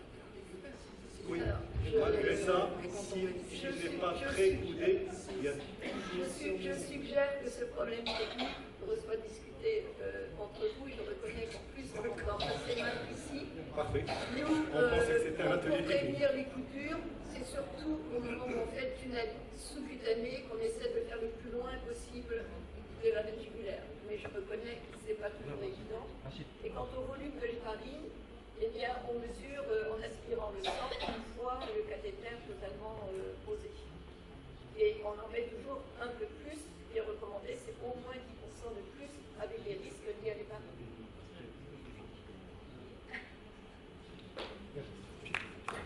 Je suis là au fond, je voudrais revenir sur si vous permettez, toute une matinée ce jour sur les problèmes posés par la prise en charge des patients insuffisants chroniques terminaux dans les pays africains subsahariens. On a vu ce matin qu'ils avaient beaucoup de difficultés à avoir donc des cathéters tunnelisés.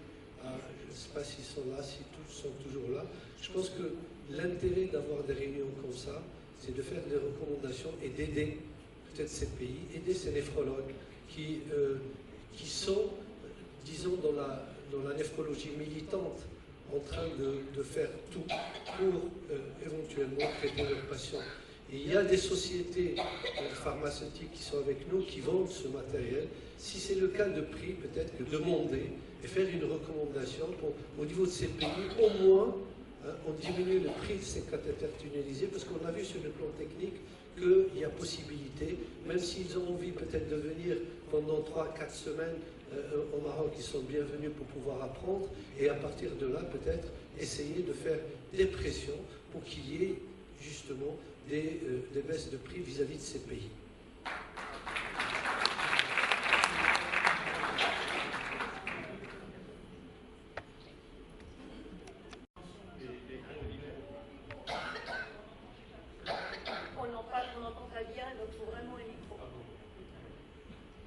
Joseph. Non, c'est par rapport à la prévention des cathéters, parce qu'on a vu plein de mesures et on nous disait toujours retourner aux valeurs universelles pour la prévention des infections.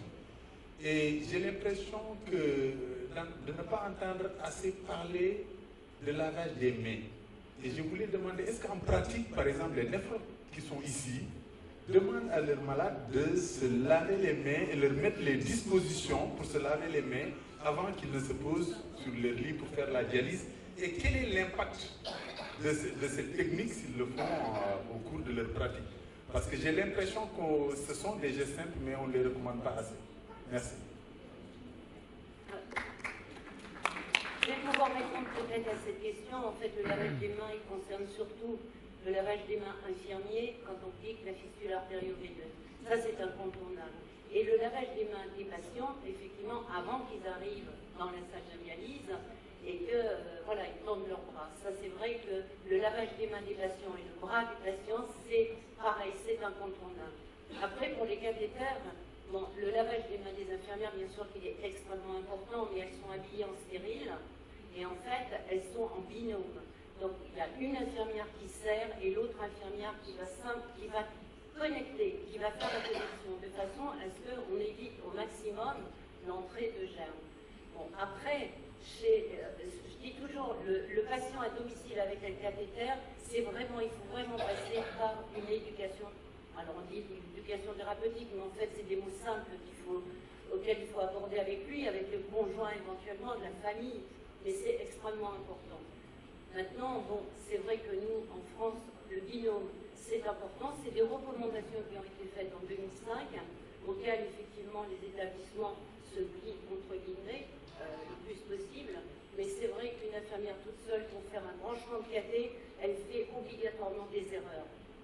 Il faut qu'elle soit aidée. Alors, elle peut être aidée par une aide-soignante, elle peut être aidée par une autre personne, mais il faut qu'elle s'occupe, si elle est en stérile, qu'elle s'occupe des connexions. Voilà, simplement, qu'elle branche. Je sais pas, j'ai répondu à votre question. Moi, je voulais faire un commentaire sur le lavage des bras.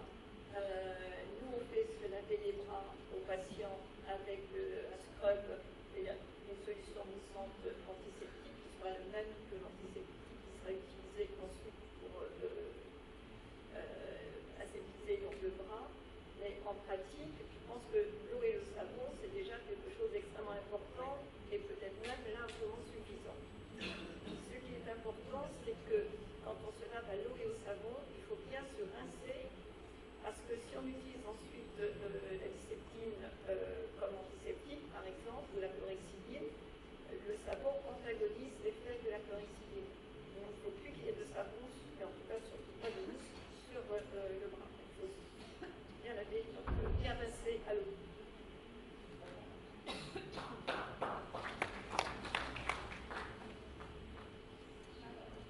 Autre question?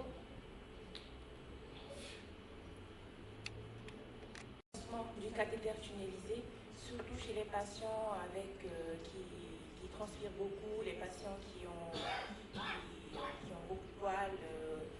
Et puis chez nous dans nos pays, la douche est quotidienne. Donc du coup, la question du pansement du cathéter tunnélisé, comment vous faites pour que ça reste étanche pour quelqu'un qui se douche tous les jours, en 2 jours, bon.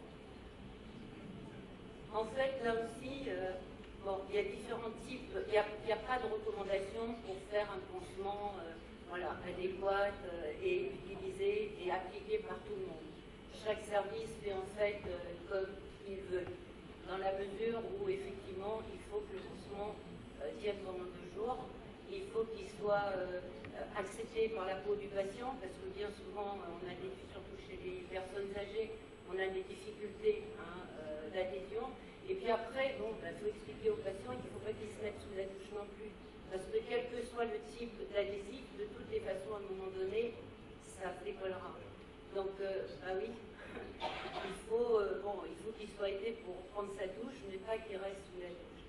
Après, l'utilisation de divers pansements, nous, on a effectivement la possibilité d'avoir des chaussettes, ce qu'on appelle des types de pansements avec, je ne sais pas si vous connaissez, vous en avez vu, non, jamais. Voilà, un pansement dans lequel on introduit les deux branches de caté, c'est un seul et unique pansement, ce qui fait qu'effectivement, bon, on évite de mettre trop de compresse, trop de sparadrap et de fermer beaucoup trop le cathéter. Après, voilà, ça peut être effectivement une chose sur laquelle il faudrait travailler, sur adapter vraiment un pansement adéquat pour les cathéters. Ça n'existe pas vraiment. Il y a plein de laboratoires qui ont décidé, qui nous les ont soumis, mais il n'y a pas une satisfaction à 100%. Je vais faire une réflexion iconoclaste. Est-ce qu'il faut vraiment désinfecter les cathéters? Est-ce qu'il faut vraiment permettre un pansement au départ du service d'hémodialyse? C'est une question que je pose. Je n'ai pas la réponse. Mais en fait, pourquoi est-ce qu'on met un pansement? On met un pansement au cathéter d'abord pour protéger le cathéter et qu'il ne s'arrache pas. C'est quand même une protection mécanique d'abord. Mais l'orifice de sortie du cathéter, qui est le seul endroit ou la seule zone où les germes peuvent pénétrer, est-ce que réellement, il ne faut pas simplement se contenter de tout simplement désinfecter plus ou moins et puis mettre un pansement de protection? C'est une question que je pose, je n'ai pas la réponse. Mais je pense que ça vaut la peine d'y réfléchir. Oui, Mokhtar Chokhi, concernant effectivement les pansements de caté, c'est vrai que les États-Unis, par exemple, ils ne s'occupent absolument pas des extrémités du cathéter. Ils s'occupent que des points d'émergence. Ils mettent un pansement et ils laissent à l'air. En Europe, on n'a pas. C'est vrai qu'en Europe, on ne fait pas du tout comme ça. Il y a toujours un pansement qui est remis sur les branches. Et des fois, ça peut gêner les patients. Nous, on a développé justement un pansement qui s'appelle Samouraï, qui est utilisé. Vas-y, tu moi, dans le centre où je travaille, je suis manager dans un centre à Paris. En fait, on a essayé tout type de pansement. Et enfin, on a trouvé une petite idée. C'est comme, je ne sais pas si vous connaissez les colectomies, les poches à colectomie, toutes bêtes. Et on a aujourd'hui sur le marché un pansement qui s'appelle Samouraï. C'est une petite poche transparente avec juste la colle autour du caté. Donc, pendant les 48 heures, vous avez toujours une visibilité sur le caté, c'est le point d'émergence, et votre caté, elle est préservée. La douche, vous pouvez la prendre, il n'y a aucun problème. Et vous pouvez même travailler à travers les ouvertures de la poche. Malheureusement, j'ai pas. Peut-être demain, je pourrais vous la présenter. Vous pouvez travailler à travers cette poche-là qui s'ouvre du bas, et vous pouvez avoir accès à vos deux branches. C'est une idée qui vaut la peine d'être creusée. Tout à fait.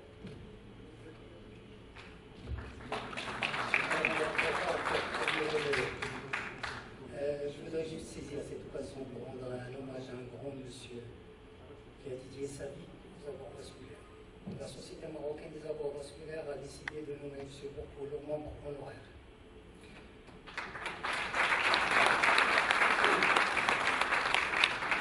Nous le remercions vivement pour tout ce qu'il a donné à cette spécialité.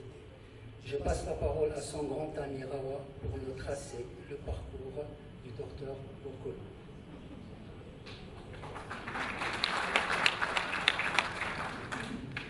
Bon, je me sens très honoré et ému par ce rôle qui m'a été confié, mais parler de Pierre Bourko, cofondateur de la Société française de l'abord vasculaire et son président pendant de très nombreuses années, n'est pas une mince affaire. Pour me passer la tâche, je vais commencer par un souvenir très personnel.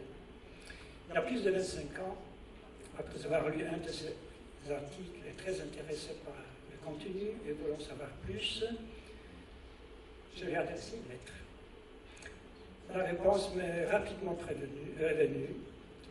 Venez me voir à Paris, on va y discuter. Bon, arrivé à Paris, je me suis perdu dans le métro et je suis arrivé au rendez-vous avec 30 minutes de retard.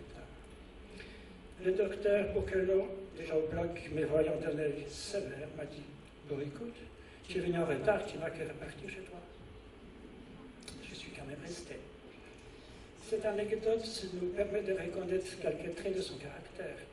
Quelqu'un très exigeant envers lui-même, surtout envers lui-même, mais aussi envers ses collaborateurs. Quelqu'un toujours prêt à aider, à partager son savoir en tant que chirurgien, en tant qu'éducateur et un orateur hors commun. Le talent qui n'est pas donné à tout le monde. Le Dr Bourkela a contribué d'une manière considérable au développement de la chirurgie des abords vasculaires et du traitement de ses complications. Il est devenu spécialiste mondialement reconnu. Ses nombreuses publications sont citées au monde entier. C'est lui qui a transformé la chirurgie des abords vasculaires chez les enfants en introduisant l'hémostase préventive et les microscopes opératoires. Qui sait combien de petites vies ont pu être sauvées grâce à cette technique? C'est lui qui a décrit plusieurs techniques nouvelles efficaces. Je nommerai à titre d'exemple le traitement de l'ischémie et d'hyperdémie. Bon, si je suis aujourd'hui avec vous, participant à cette cérémonie mouvante, c'est parce que le Dr Bourkela avait gentiment répondu oui à ma lettre, car cette rencontre avec lui a radicalement changé mon approche aux abords vasculaires au grand profit des patients. Et pourtant, j'ai réalisé mon premier abord vasculaire en 1969. Je ne suis pas le seul, je connais personnellement de nombreux chirurgiens qui ont passé chez le Dr Bourkela. Ils sont tous, sans aucune exception, à immédiatement adopter la microchirurgie et l'hémostase préventive. Et en même temps, ce premier contact s'est transformé en amitié qui dure depuis 25 ans. Je suis très heureux que la Société marocaine de l'abord vasculaire avait l'idée d'honorer Pierre Bourkela en lui accordant le statut de membre d'honneur. Mon cher Pierre, toutes nos félicitations, puisses-tu propager ton savoir à travers du monde encore très très long.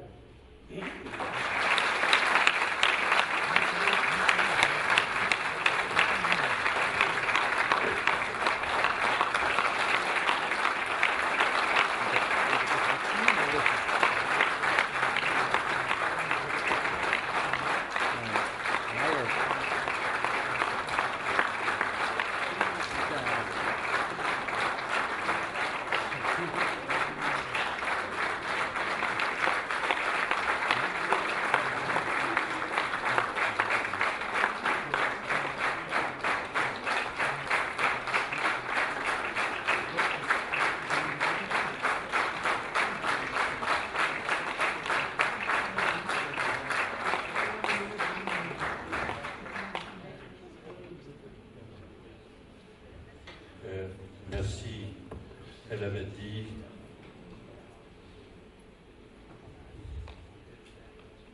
Merci à tous mes amis de Meknès. Merci à vous, c'est très très gentil. Et j'espère que les abords vasculaires vont continuer à se développer pour le bien de tous nos patients, vos patients. Et je vous embrasse.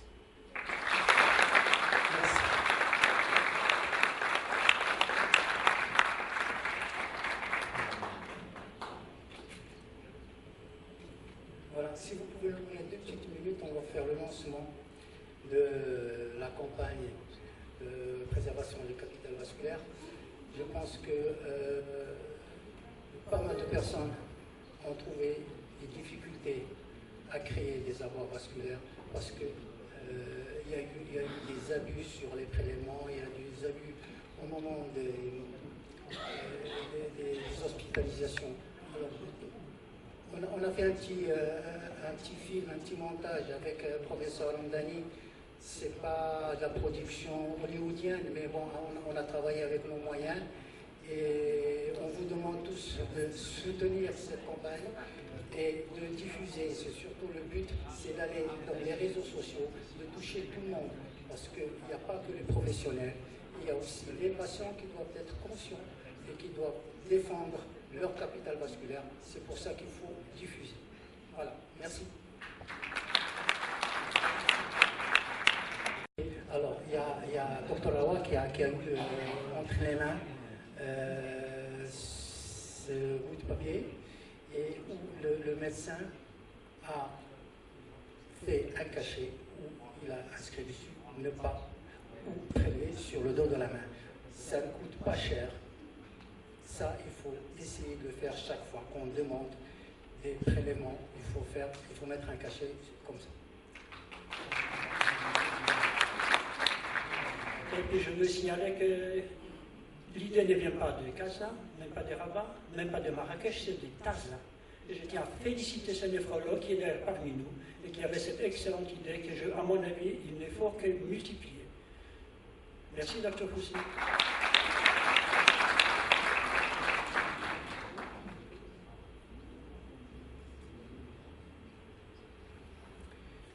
Merci au professeur Lamdani qui a bien voulu participer à cette campagne.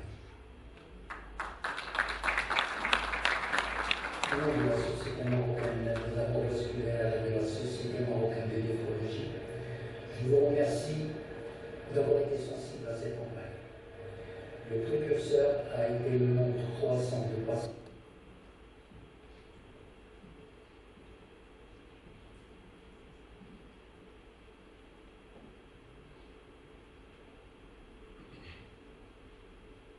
Au nom de la Société marocaine des apports vasculaires et de la Société marocaine de néphrologie, je vous remercie d'avoir été sensible à cette campagne.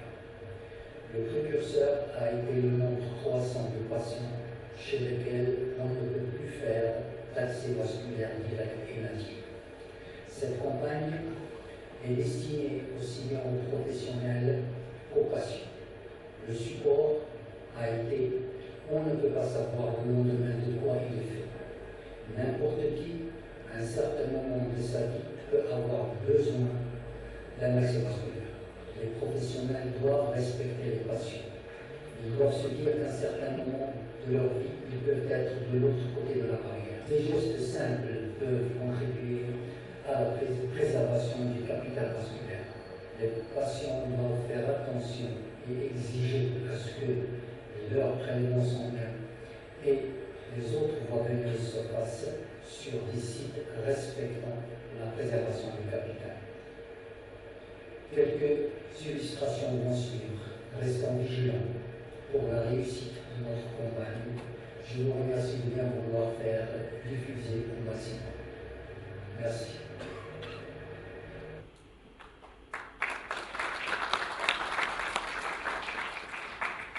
Bonjour. Tout d'abord, un grand merci à la Société marocaine de néphrologie, à la Société marocaine des abords vasculaires et à la tête de Dr Abadi d'avoir eu l'idée de lancer une campagne de sensibilisation sur la préservation du capital vasculaire et particulièrement veineux chez les patients ayant une maladie rénale chronique. Comme vous le savez, le patient ayant une maladie rénale chronique est un patient susceptible d'évoluer vers l'insuffisance rénale chronique terminale et en période pré-dialytique, il aura besoin d'un abord vasculaire. Et cet abord vasculaire, ou la qualité de l'abord vasculaire, va bien sûr, à partir de cet abord vasculaire, va en découler la qualité de vie du patient et bien sûr la durée de vie et la survie du patient dialysé. Donc, aujourd'hui, c'est une campagne de sensibilisation sur la préservation des abords vasculaires avant le stade de dialyse. Et donc, nous ne toucherons pas, ou nous n'allons pas discuter, bien sûr, la sensibilisation sur la préservation des abords vasculaires. Nous attarderons donc sur la sensibilisation d'avant stade terminal, et donc, nous allons nous adresser d'une part à nos amis néphrologues, mais également à tous les personnels paramédical et médical qui pourraient avoir un jour à faire un patient ayant une maladie rénale chronique. Alors, ce que nous souhaitons faire ou discuter aujourd'hui, c'est essayer, bien sûr, chez tout patient ayant une maladie rénale chronique, de préserver ce capital vasculaire en essayant de préserver les veines du bras et des avant-bras qui sont donc le lieu de confection des fistules artério-veineuses. Et comment, bien sûr, les préserver?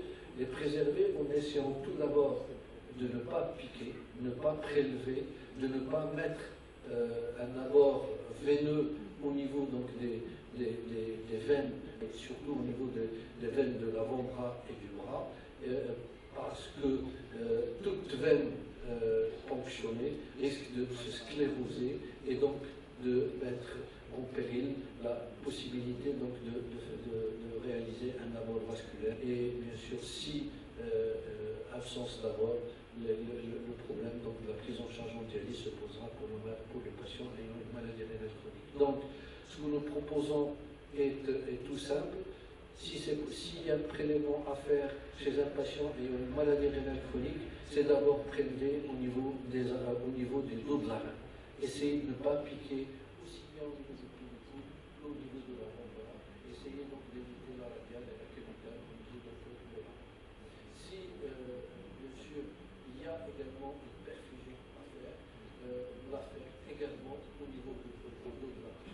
Il y a également la possibilité de prélever ou de mettre une perfusion au niveau du pied ou des veines donc, de la jambe, des veines superficielles. Voilà. Donc en ce qui concerne la préservation du capital veineux, du capital vasculaire chez le patient ayant une maladie rénale chronique, il est également intéressant de savoir que les patients, et là je voudrais évoluer vers une autre méthode de thérapie de remplacement rénal, qui est la greffe rénale. Et là, c'est plutôt une autre campagne de sensibilisation que nous voulons faire chez ces patients qui sont candidats à la greffe. Et on sait très bien que le greffon ou le rein à greffer est surtout anastomosé au niveau des iliaques externes ou des iliaques primitives. Et si les patients sont dialysés sur une fémorale, particulièrement la fémorale droite, parce que le rein le plus souvent greffé est greffé au niveau donc, des iliaques externes ou primitives du côté droit. Si jamais donc, il y a une cathéter qui est posée au niveau de la fémorale droite, le risque c'est d'entraîner une thrombose de la veine fémorale, par conséquent une possibilité d'extension au niveau de la veine iliaque externe et qui mettra donc, s'ensuivra une impossibilité de greffer à cet endroit. Donc ce que nous proposons, c'est si un patient arrive au stade terminal de l'insuffisance rénale chronique et le néphrologue est amené à le dialyser en urgence, s'il est possible, c'est la jugulaire qu'il faudrait préférer, la jugulaire interne qu'il faudrait privilégier, ou si ce n'est pas possible, ponctionner la fémorale gauche, ou si ce n'est pas possible, préférer donc la fémorale droite, mais sans jamais dépasser 2 à 3 jours et enlever ce cathéter. Et bien sûr, si ce malade est vu avant le stade terminal, la meilleure façon, c'est de confectionner une fistule artério-veineuse ou de placer un cathéter tunnelisé pour ne pas éventuellement aller vers des cathéters fémoraux.